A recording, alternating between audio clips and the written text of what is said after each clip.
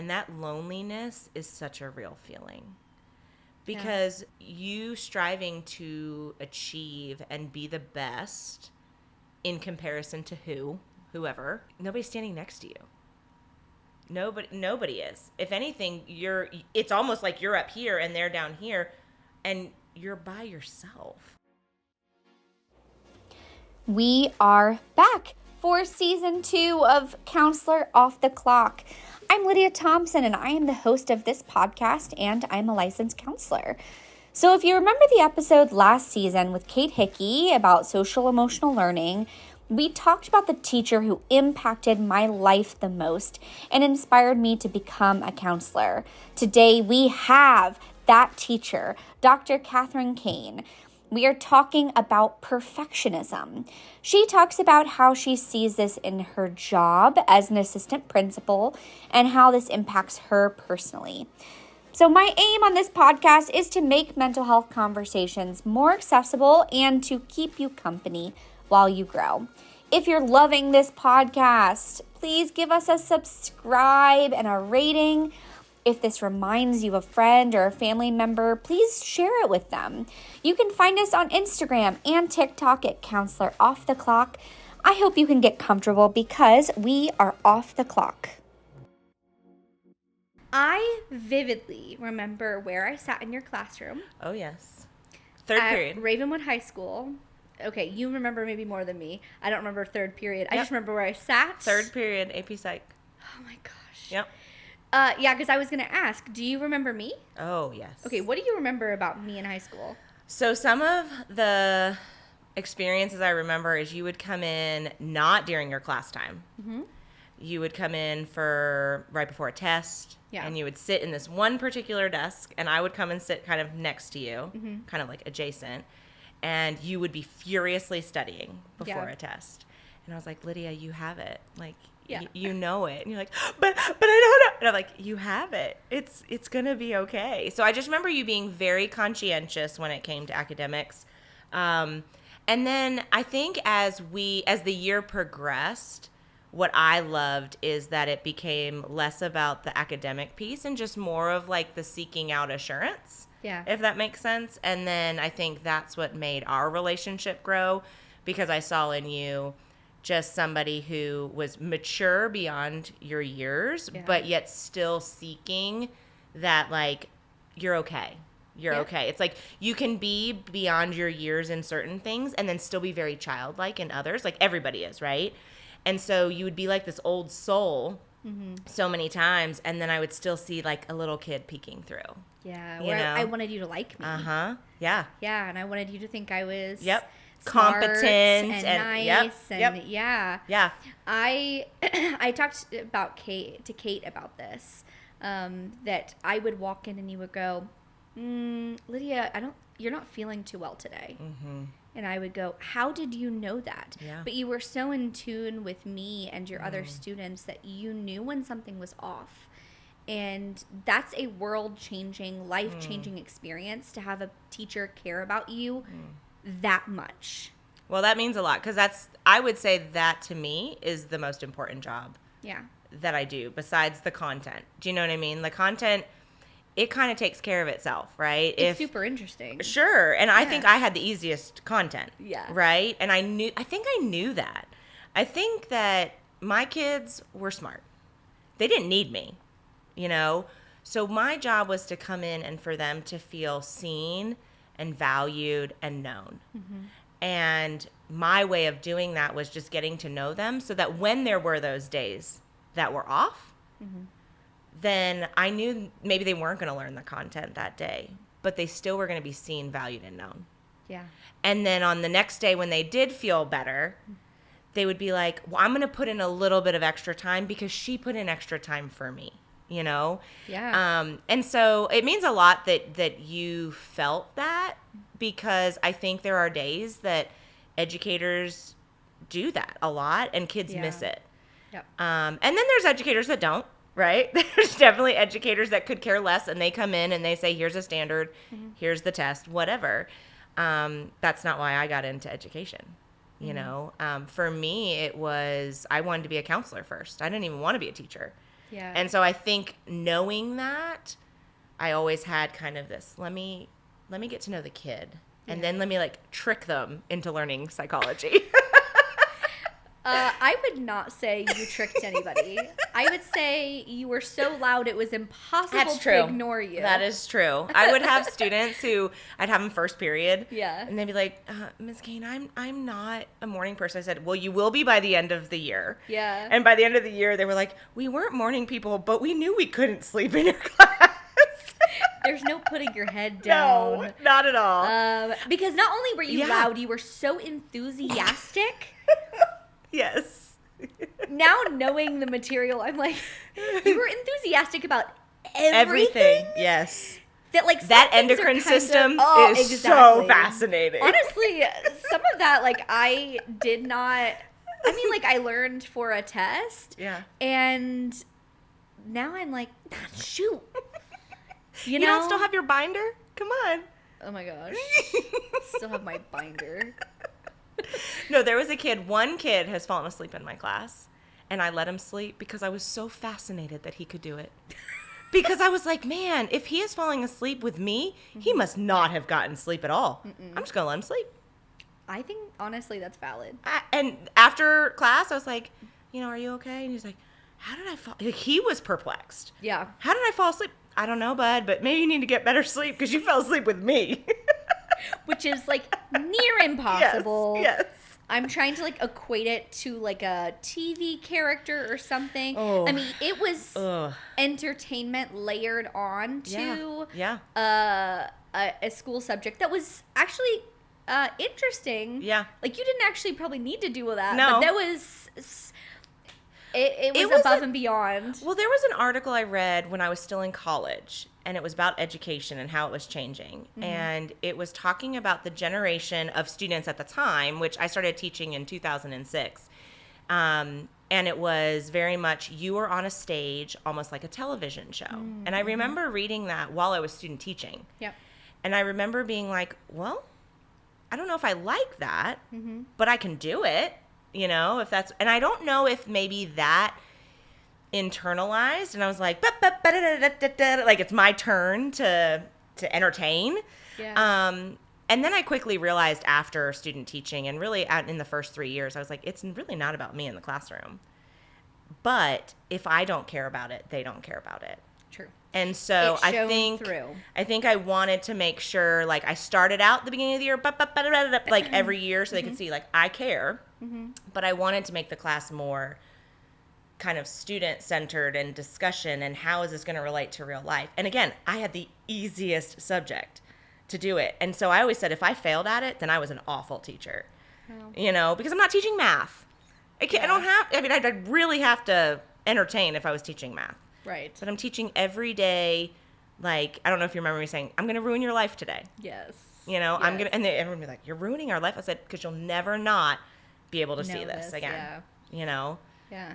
And I do still have kids who'll come back and they'll be like, you ruined my life. Every time I go to a party and somebody spills something and no one goes to help clean up, I just hear your voice going, bystander effect. Honestly, like your voice in my head for years. Which is like great. I think maybe that's why I'm loud. Well, and also then I got to college and I was like, well, I know all this stuff. I'm taking psychology classes and I'm like, I literally learned this in AP psychology in high school. But that's because you were smart. That wasn't me. That was you were smart. You know what? I will take the compliment and I will compliment you right back. Because honestly, and I told Kate this is part of the reason I became a counselor, was your influence on my life. Now, I don't think it was only you, but I think your influence in teaching psychology, your enthusiasm, and then your care layered on top of that, I was like, I want to be like you. You're so sweet. See, now it's your turn to take the compliment. Oh, I'm really bad at that. Yeah. But I take it. I thank you. Thank you. And honestly, teaching is a really thankless profession, so I will take it as needed. So thank you. Yeah. On those days, I keep one of the things I tell new teachers is keep a blessing box, and any email that is sent, print it. Any note that's sent, keep it, because there's going to be a lot more days in between where it's not. And on those days, you pull out the box. And I've done it. I've done it a couple times, even as an administrator. And I'll look back and I'll read the name first, and then I'll read the thing, and I'm like, wow, that's why I'm here. That's why I'm here. You know, because it's not all the time, but every once in a while I need to pull that out. So thank you for that. I needed that. Well, now you are a vice principal at Ravenwood, which is the school that I went to in high school and met you at. So what is the difference between being an administrator and being a teacher? Is there still there's juggling? There is. And honestly, it's still a little bit of entertaining. But for me, the common thread throughout is relationship. It's 100% relationship. It's because my job, when you hear assistant principal, you think discipline. Yeah. You think suspension, expulsion, some type of search or something like that. And for me, I can't do any of those things well if I don't have a relationship with the kid. Now, are there going to be kids that's the first time I'm meeting them? 100%. And I hate that. Yeah. That's my least favorite part. And usually I'll start with that. You're trying to build rapport. Yes. So quickly. Yes. While also saying, hey, what you did, not cool. Yes. And I usually will start the conversation with the student. I will say, I really wished we had met at a different time. Yeah. And they'll kind of look at me and I said, but what I'm going to promise you is that after all of this is done, I really want to get to know you.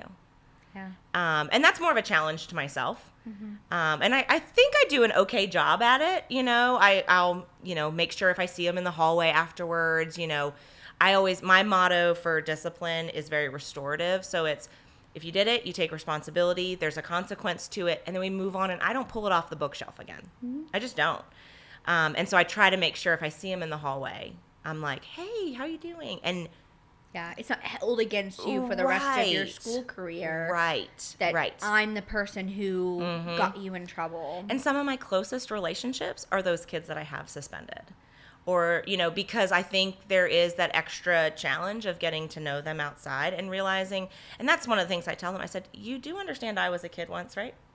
Like, my friends sometimes look at me and they're like, you became an assistant principal? Do they know what you were like in high school? And I'm like, it's ironic, but I think there's something to be said about grace with that, Well, you dropped this little nugget of information that I'm going to have to pick up. Oh, no. What were you like in high school? Oh, boy. Don't bring it up if you don't want me to ask That's about so it. true. Pink elephant. Okay, so I did lots of things. So I was a jock, if we're going to go stereotypical high school music, like musical. I was the jock, but I also did theater, and I also played the trumpet in concert band. What a combination. And I was, I would say I would classify myself as a floater when it came to social things because I was dabbling in so many things. Different pockets of kids knew who I was, and I knew who they were. And I liked relationships. So I would get to know them, and then I was in like the honors classes. We didn't have AP. I know I'm old. I was in the honors classes, so I had those kids. But then I took like culinary class and auto mechanic shop. So I had other kids that were more into the trade. So I really kind of knew a lot of kids. I grew up in Philadelphia, and so my high school was like 3,500 kids. Jeez. So I didn't know everybody. Yeah. But the pockets of kids that I did know, I really got to know. Yeah. But there was a lot of time, and I was really good at school. I knew how to play school. Yeah. But I also knew how to, when I wasn't in school, to get away with things. I was the youngest, so you can put all that psychology in there. So I'm not psychoanalyzing anything.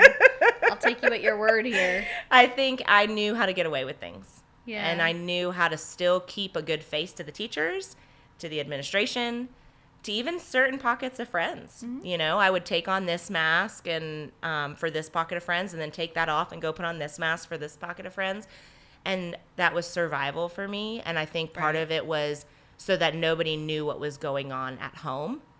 And so I think I sought out other relationships and tried to fit into those relationships and be good at every relationship. Yeah. And I think there's good in that, but looking back, like there was a lot that I'm like, ooh, I don't know if I would have done it that way. you know? But I see it still in today's teenagers. I see a lot of myself in today's teenagers, which I think helps in some of the conversations I have in my office because they're putting on a face. Yeah. Whether it's for me or for, you know, somebody else. You know how to play the game to get attention, to get approval, to be liked. To get the grade. I mean, Ravenwood, you were there. It's pressure. It's always been pressure. It's always been, I don't know how to say it. It's just always been high stakes. I have some clients that are at Ravenwood and they feel that pressure. Yeah. And what's crazy, Lydia, is it's not just from their parents and it's not just from them. And sometimes I think as educators, we think, oh, well, we didn't put pressure. Yes, we did. Have you seen the educational society we are in? Yeah. So I think our first step is to go, no, we all are a factor in this pressure. And how do we change our culture? Yeah. But I do think there is, especially in the pocket of the school that I work in, a lot of kids pressure each other. Well, I mean, there's that comparison factor too. Yes. You got a 34 in your ACT, or all my friends are getting 34, 35, 36s on their ACT. And so what if I got a 32? Yeah. Yeah. I'm the dumb one in this yes. sea of super smart kids. Yep. I'm the scheduler, so I have to schedule all the classes for these kids. And so the conversations that I hear them say, just the narrative that they say in their head, and I can say till I'm blue in the face, it doesn't matter if you take that AP class. You don't have to. You don't have to. Stop taking 7. Yeah. Like, what do you really love? Take that as your AP class. And they're like, no, I have to. Just these little words, I have to. I need to. Yeah. And I'm just like, how do I change that narrative? Because I'm only one person. And I'm also not an influential person maybe for that particular kid. Yeah. But they're hearing it from their friends. They're hearing it from their parents. They're hearing it from maybe this college that they went to visit with an older sibling. Yes. You know, maybe it is from their teacher. Yeah. And I can't change that. Yeah. And so I think that's really difficult because on the other side of that, I can see myself going, that's really going to do you a disservice. Right. It's really, because to me, I always like to say, hi, my name's Catherine and I'm a perfectionist. And first step is admitting you have a problem, right? Yeah. But I can see it a lot in other people. Yeah. You know? So you feel like when you look back at your teenage self, it was you trying to achieve some sort of perfection. Always. Was being able to fit in all these groups and succeed in all these groups. Always. And then what we know is your sense of self and actually who you are is lost. It's just not a factor, right? It's like, not at all. Put that to the side. This is lower down on the priority list than achieving safety. Absolutely. And I think one of the things that I'm trying to teach my own kids, like my biological kids, is what is perfection to you? Yeah. Because you might hear other people going, well, that wasn't perfect, or that wasn't right, or I failed. And I'm like, but did you? Yeah. And I had this conversation with my youngest actually just the other day, and she was like, if I don't make the soccer team, I'm going to be a failure. And if I don't, and she was on that slippery slope, it was late at night and I should have put her to bed a lot earlier. And so it was that slippery slope. And it was weird because the parent in me wanted to go, now stop. Just stop. But honestly, no, that's not right. Right. You're not a failure. No, you're not. Right. And I think, again, good intention. And we all do that because we're like, get to bed, right? Go to bed. But part of me was like, you know what? Let's talk this out. Let's verbalize it because it's fear. Yeah. And let's talk it out. And I let her go down the slippery slope. And oh man, it was a long night. But I think it brought out some things that I knew what she was thinking. Yeah. And then we started the conversation of, so what if? What if you don't make the soccer team? Yeah. What if you don't get this role? She is fishmonger in her newest Beauty and the Beast Junior show. Amazing. But she really wanted Miss Potts. And I tried to tell her that the 18-year-olds that are auditioning are going to get those roles. Yes. But again, that's the easy parent answer, right? Yes. But how do I tell her that Fishmonger #1, which has a lot of lines, but she doesn't realize it, is great for an 11-year-old. Yes. It's great. And it's not a failure. Doing amazing. Right? Yeah. And I think it's just leading her to realize that her idea of perfection doesn't have to be the same as what society says. You're going ahead and hopping into our topic, aren't you? I'm sorry. Can't help it, can you? Because it's every day. Yeah. It's every day. Well, then it leads me to my question. Okay. Why does perfectionism and the topic matter to you? I think because I truly, if I were to take a day in my life, there would be very limited time when I'm not thinking about, did I do it right? And so I know for me, I put a lot of stock in certain things, and other things I'm like, oh, I don't really care about, but yet I still want to do it well. I still want to do it well. I still want to do it well.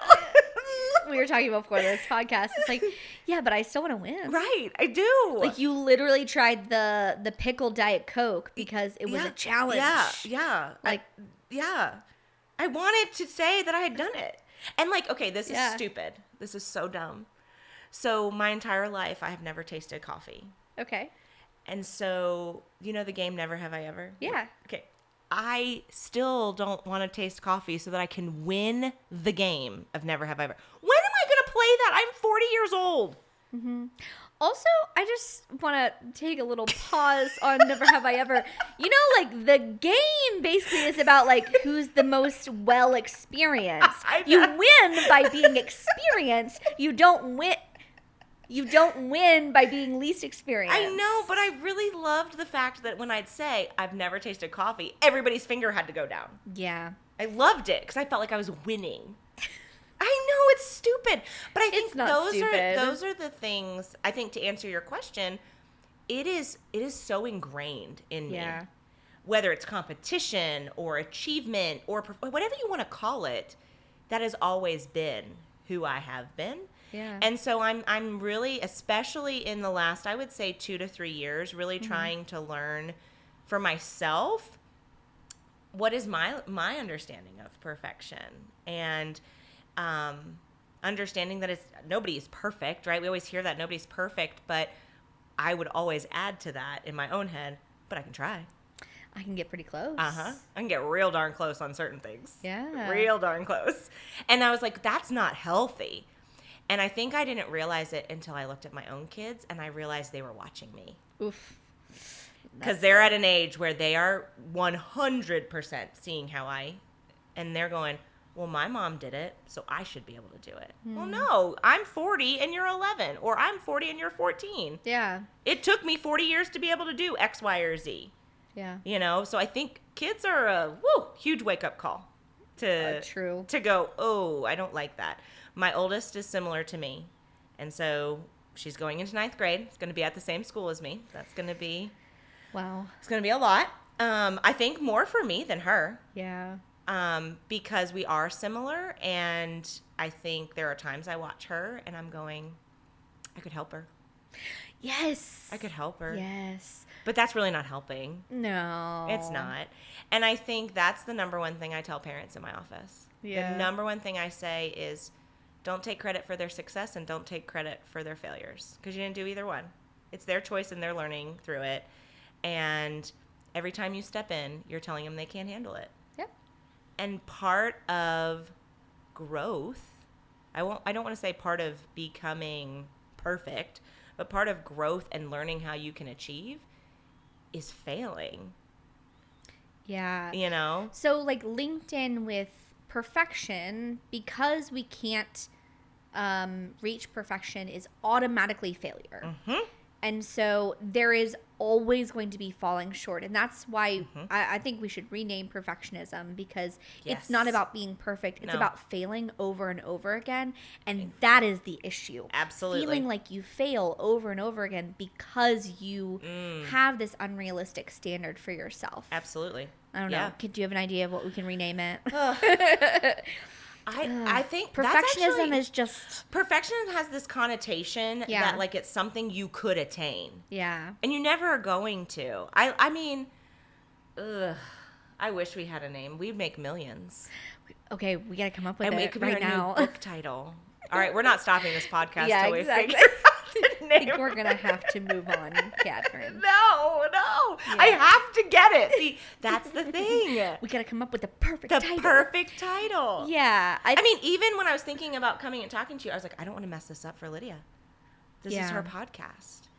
Yeah. So you know? Even in talking about perfectionism, being aware of your perfectionism, it shows up in... all the time. I mean, today. Yeah.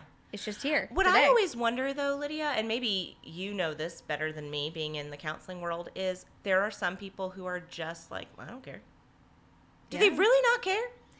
I mean, I think if we're speaking in broad general terms, maybe they've given up on trying. It's easier because if you don't care, then it's acceptable no matter what. And I don't have to strive for anything because I know I'm going to fail. It's like kind of just sabotaging. Like a learned helplessness. Yeah. I don't know. I feel there's part of me that's like, I would rather just keep striving. Yeah. So here's the thing. There's nothing wrong with striving. Right. There's nothing wrong with wanting to be good. Right. There's nothing wrong with wanting to improve yourself. And actually, those are great things. Yeah. It's reaching perfection.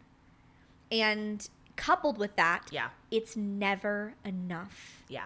You're never going to be good enough. And you're just going to burn out in the process of trying that. Yeah. So I don't know what we're going to rename it. We're going to have to rename it. Yeah. Share in the comments, people. I mean, but then we got to give them credit. Share anonymously so we don't know who you are. I'm just kidding. I'll gladly share credit. I think that's one thing I have.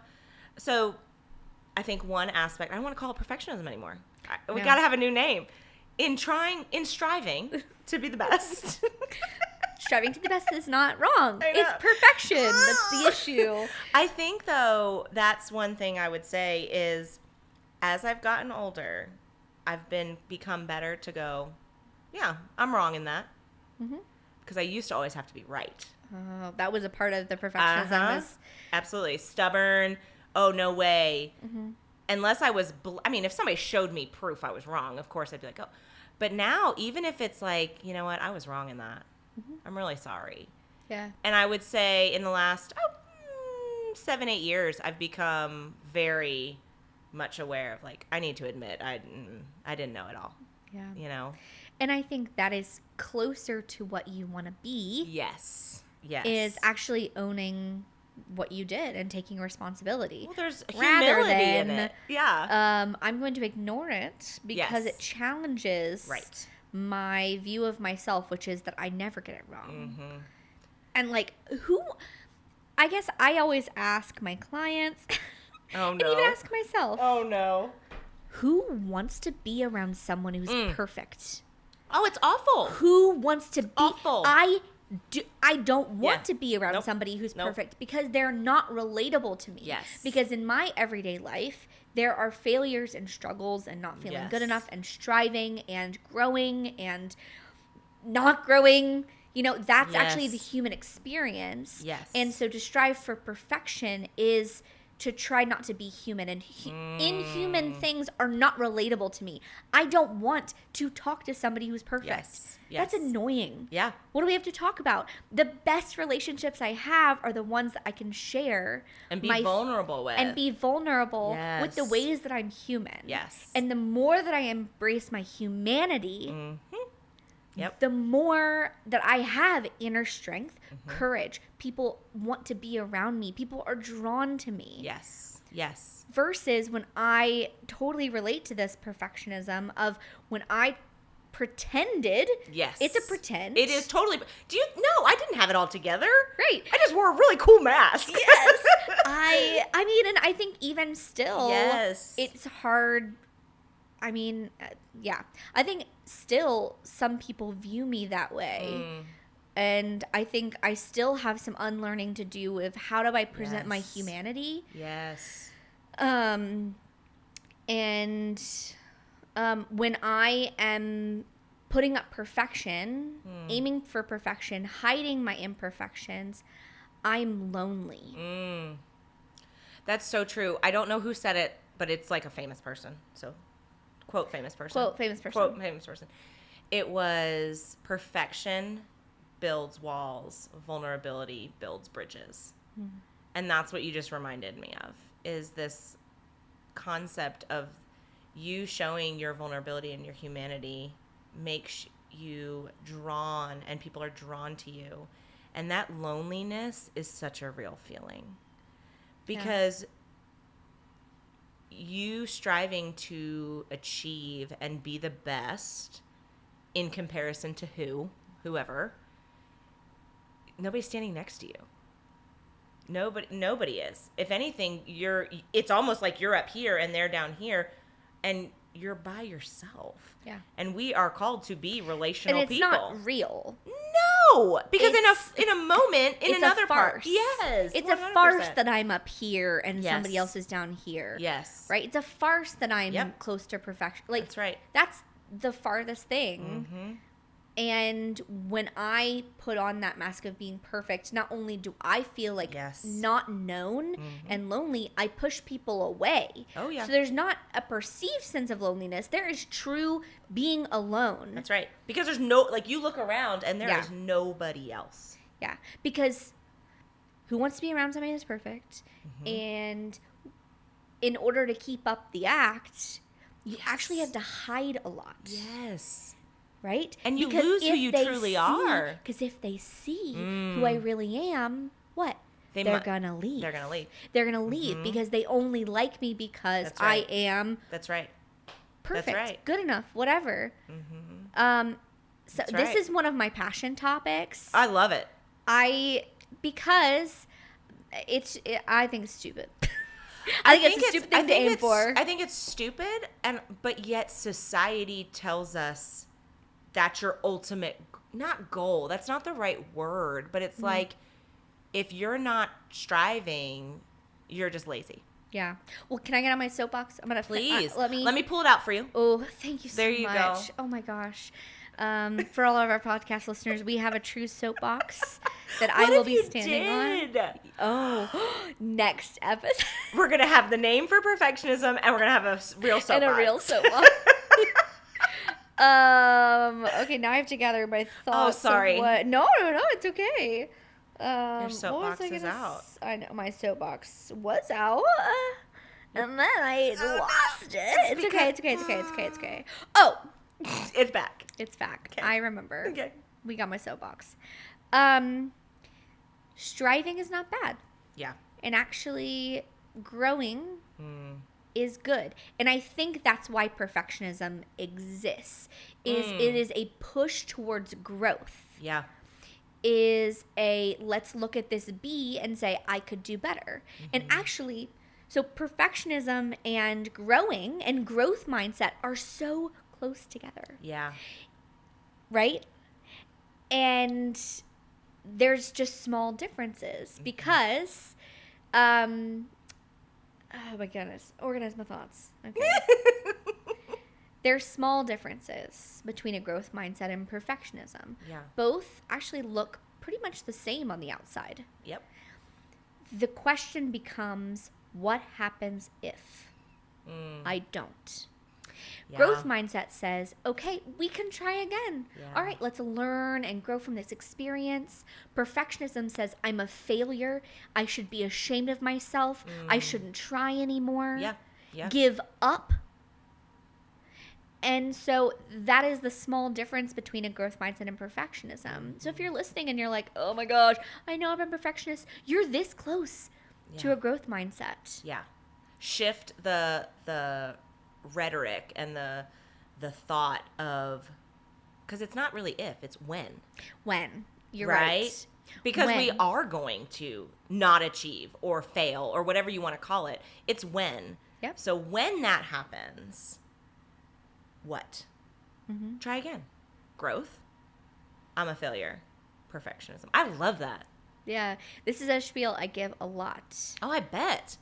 I bet. I work with a lot of adolescents, and our educational system, especially in Williamson County, is pushing for perfection. Yes. And it's not achievable. That's right. And it's leading to anxiety and depression in young people and old people. And it's leading to more shame, feeling stuck. I mean, it leads to all bad things. Absolutely. Absolutely. And what's crazy is I'll sit in a faculty meeting and we'll hear things about socio-emotional learning and this, that, and the other. And I'm like, but yet in the next breath, you're talking about the ACT score. Mm-hmm. So which is more important? Yeah.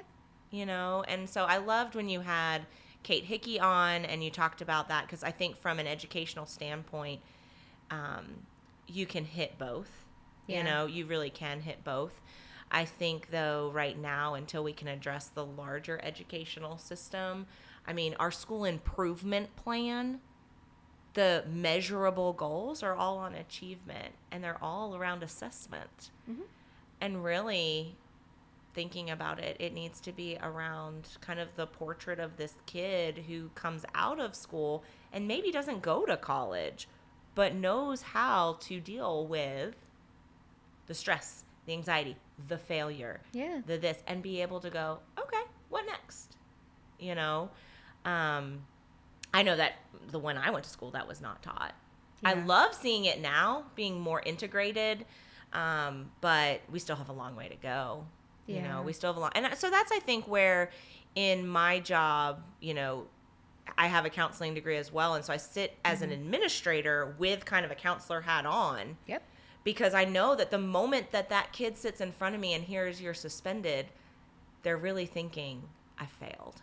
Yeah. I'm like, no, you just made a bad choice. They probably didn't say I failed, you know. No. They may have said some other words. Well, they did. They definitely did. And I allow it. I allow it, you know. But it's the shame spiral it is. That happens right in front of our eyes. It is. And people react sometimes very poorly to that shame, guilt. Yeah. I'm not good enough. Yeah. Or you're wrong. You're against me. Yes. Right? Can get really defensive in order to protect that sense of self. What's crazy is I'll talk with the student first, and then I'll bring in the parents. Yeah. And I'll explain kind of what the student and I have talked about. And I always end with, and I want you guys to hear me say again, this is just a little blip on the radar. Yep. And what says more about you is, what do we do from here? Yeah. And the parents are all like, what? Because I think in society, parents, obviously, they are ashamed in a sense of why they're sitting in that office in the first place.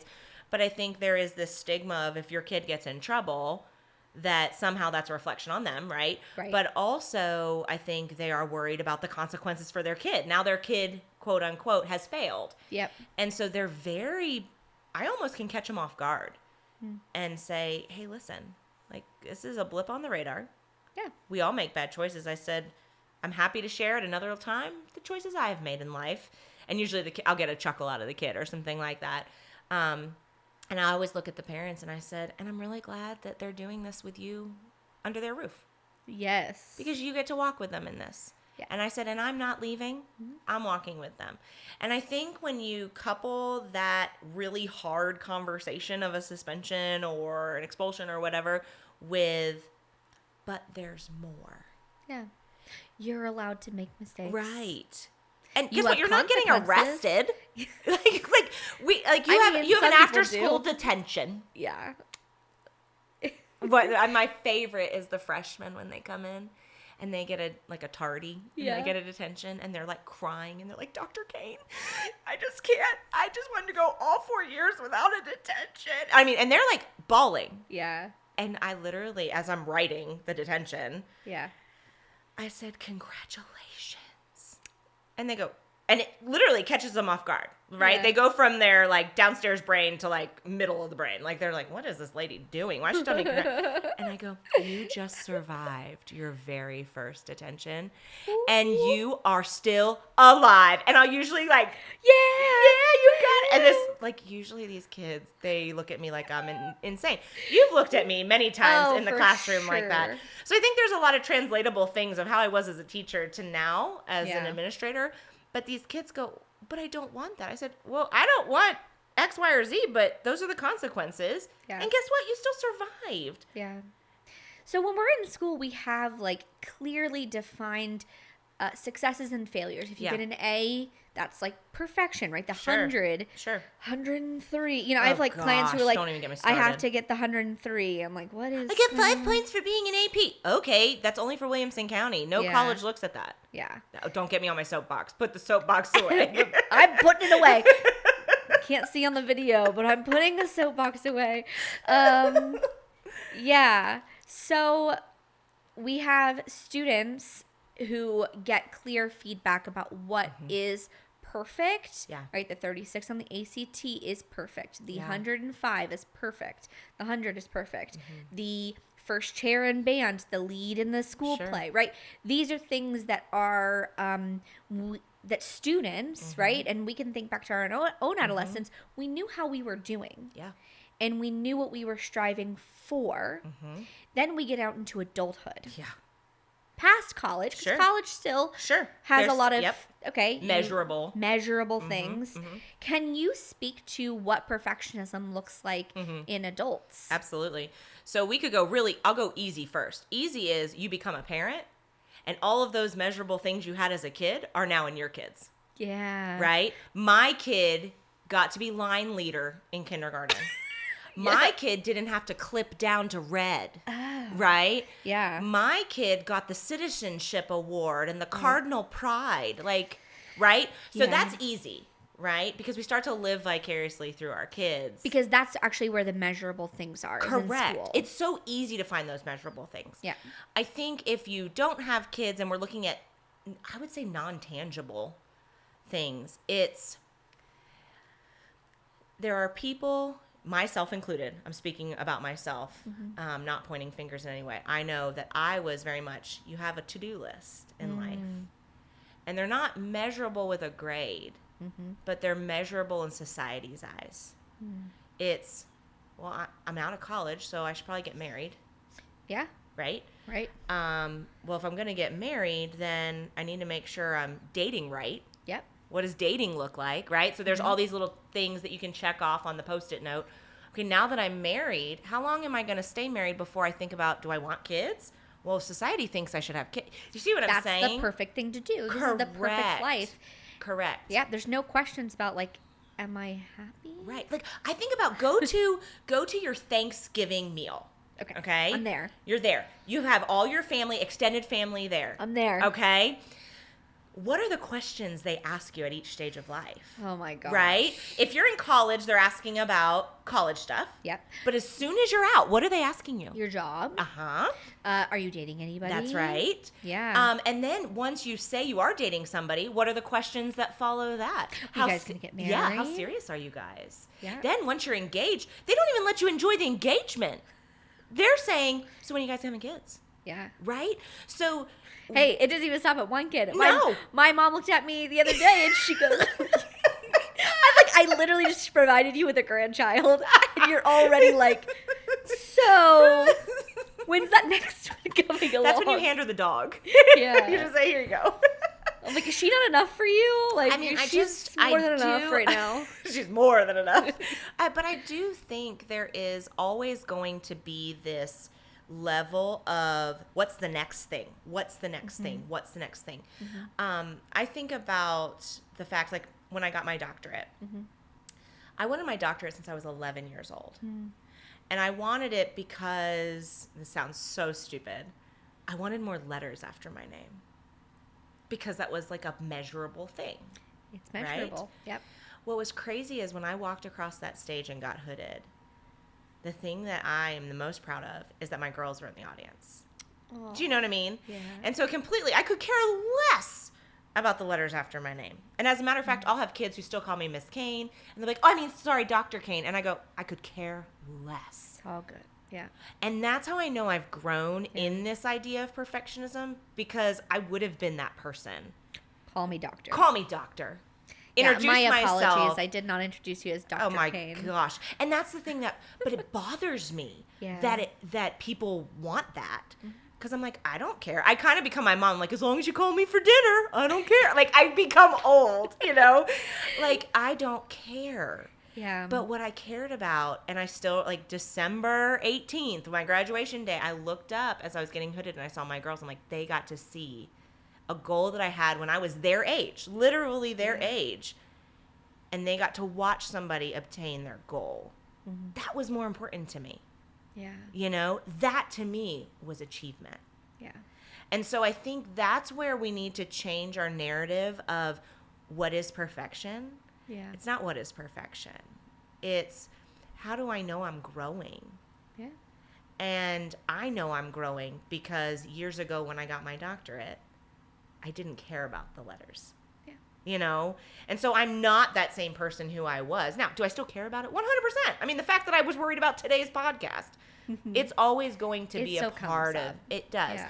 But I think it's recognizing it and then quickly going, wait, it's not about that. Yeah. What is it about? What do I care about? That's right. And it sounds like for you, it's about goals. Yes. And so your goals have shifted from the tangible, yes, I got vice principal. Yes. I have letters behind my name. Yes. And more to, I get to make the impact I want to make because that's my life goal. That's right. I get to have the connection with my girls that I want to have because that to me is satisfaction. That's right. In my life. I actually was talking to a colleague right at the end of the school year, and I was still devastated about an interaction I had with a kid in February, I think it was. And this was May. And back in the past, I wouldn't have cared. You know, I would have been like, oh, that sucks. But to me, the important thing is every day when I leave and I get in my car and I drive home, did I make every interaction that person feel seen, valued, and known? That's my goal. It's not, it wasn't, was I perfect? And that's not tangible. No, it's not tangible. Because as you know, especially working with students, it's like, I'm giving. That's right. And sometimes I get nothing back. Oh, lots of times. And then sometimes I'll get like an email from a parent who's like, you're their favorite person. I'm like, how would I know? Right. They don't show me. Yeah. They don't show me. And what's crazy is sometimes they never will. Yeah. Sometimes they never will. And then randomly, though, I'll get an alumni who will come back because of a sibling and they're like, you're here? Yeah. And I'm like, yeah. You know, like that's so fun, you know? But I think it's about, for me, it's the non-tangible goals. And there are bad days at work. Yeah. There are bad days at work. But when I think about the bad days at work, it's always around data. It's always around the tangible measuring stuff. It's not about the relationships. Yeah. And so I think if somebody is struggling with that need to be perfect or whatever new phrase we're going to call it, I would say it's always going to be that little beast in your head. But if you can practice changing the narrative in the little parts where you have to be really good at it, that when those big things happen, those monumental things happen, you've had some practice with the little stuff. Yeah, you strengthen those muscles. Right. Yeah, for those moments where it is more than a beast. Sure. Yeah. I mean, I think as an adult, those of you who have jobs, you have hard conversations with people. Well, you know how to have hard conversations if you've had other little hard conversations. Yeah. You know, awkward conversations 100. Or whatever. Yeah. Yes. If you've practiced with the that's frustrating. Yeah. And now I can have the big conversations. Yeah, for sure. And so I think it's the same concept. You might have this huge goal. Yeah. And you're not going to get there right away. And it's going to be hard and you're going to struggle. And maybe you won't make it. That doesn't mean you're not striving towards that. And that growth. And then what? Right. So you don't make it. Yep. So you have an off day. That's right. So you had a bad day. Oh, boy. The listeners do not want to hear me sing. Yeah, so it's like, well, then what if you shift from your goal? Mm-hmm. What if you don't make it? Yeah. You actually were on your way. That's right. And that's just as important. Sure. I would say, if you don't know if you're struggling with perfection, where are the goals coming from? Perfectionism comes from others, and growth mindset and growth comes from yourself. Yeah, internal locus of control. Yeah. Yeah. And so for most people listening, if you want to practice or even identify in a moment, like, am I being perfectionist right now? Where are your goals coming from? Yeah. Perfectionism comes from society. It comes from pressures outside of yourself. You're doing it for someone else. Yeah, that's good. Versus, what do I want? Yeah. I want to see my girls. Yeah. I want to be impactful at school. That's the things I want for me. Yeah. The letters actually, when I'm sitting by myself in a room, do nothing for me. Nothing. Who writes letters after their name? Like, it's so... When I was 11, I made no sense. I have a lot of letters and only like one, license. Oh, yeah. I mean, I still remember there was a lady I was going through my doctorate. She had her doctorate, and she goes, it's actually a lot harder to be MRS than it is to be DR. And I was like, valid. That is valid. But it gave a good perspective of, it's not about the letters of your name in any way, shape, or form. And it goes back to what you said earlier. It's like, just because you have these letters does not mean you are perfect. And if you think you are, you're lonely. You're all alone. That's what I'm going to take away from this. Yeah. Because that is 100% a lot of my high school experience was on the outside. I looked fantastic. Totally. But really, if I think about it, I was super lonely. Yeah. Super lonely. And I think that's something I would take out of it. So thank you. Because I do think that is, nobody wants to be that way. No. Well, when we look at the outcomes of perfectionism, it's like, okay, perfectionism leads to getting high degrees, achievement, but it also comes with loneliness and isolation. Sure. It comes with shame and guilt. Sure. And so if you want that package, it's there for you. Yeah. You could also have achievement and not pay all the consequences or the side effects. That's what I would call them. That's right. The side effects of perfectionism. I don't want to pay them. Yeah. Well, and I think it's also really good to just reiterate the fact that I don't want people to listen and go, well, I'm a perfectionist, I'm bad. No. No, I think it's a matter of exactly what you said, is understanding do you want that package? Yeah.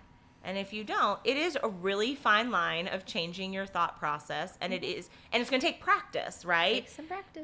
It's going to take, and I think about that with young kids, just having them repeat things to themselves until you're not going to believe it. Just keep repeating it, and we have to practice, like, when I fail, it's okay. Yeah. We both know the Derek Watson-ism. Oh, yes. And I'll do it in session. No. Where somebody will go, oh, like, I misspoke, or like, and I'll go, life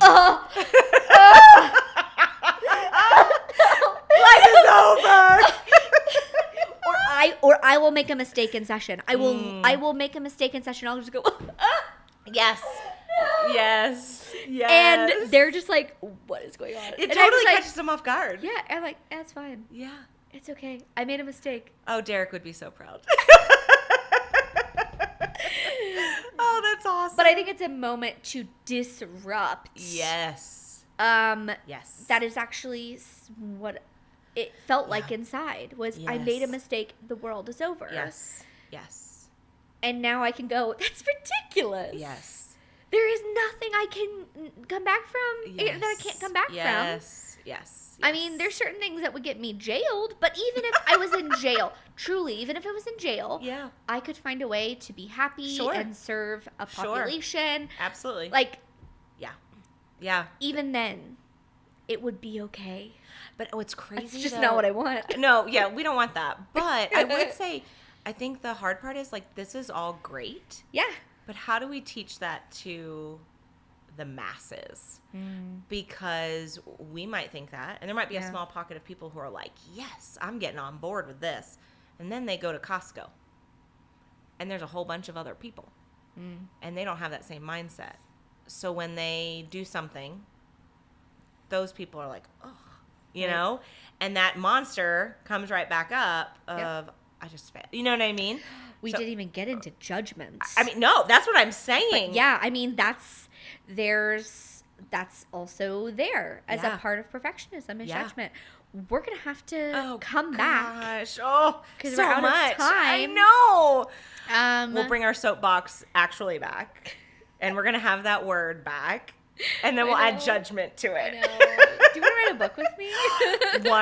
100%. I feel like I could write a book on. So I have weird bucket list items. Okay. And one of them is write a book. Amazing. So let's do it. What's so funny is people are like, when are you going to write your book? And I'm like, never. I do. That's like last on my bucket list. Oh, no, we're writing a book. Okay, great. I also want to donate a kidney. You have told me that. I don't know why. I have the weird, I want to skydive, all those things. You've already done that. Yeah. But I'm like, no, I want to donate a kidney. You know what? You can. I know. People are going to hear this and they'll be like, type in the comments, I need one. I need a kidney. What's your blood type for everybody listening? It's the universal donor. Oh my gosh. Which is why I think I should donate a kidney. I don't even know what to do with that. Okay. I feel like you've given me that look so many times in my life. You're allowed to have your own goals. This is why I didn't need to be worried about the podcast. Yeah, no. Because if you showed up and you were just you, it is perfect in and of itself. That's right. We are going to have to record all of this over again because it wasn't good enough, but you know what? Okay. Okay.